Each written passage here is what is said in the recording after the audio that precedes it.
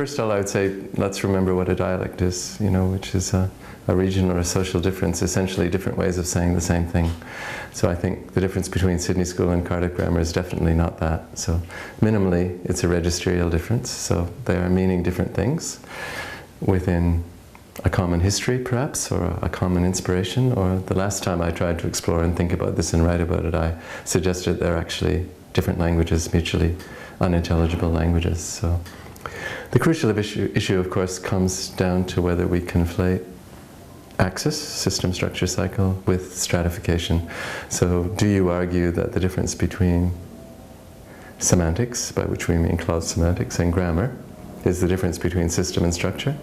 Or whether we argue that a stratum will have a system structure cycle and that we stratify and have system structure cycles on the two strata.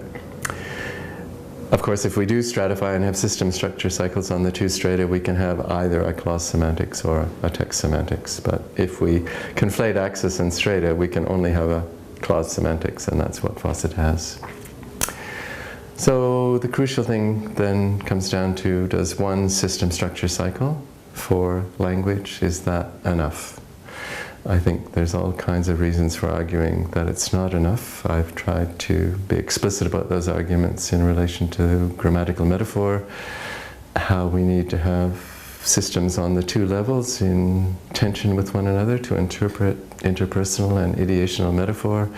And if our model can't handle that, it's of no use in education or many other contexts of application, or I think generally for understanding how a language evolves.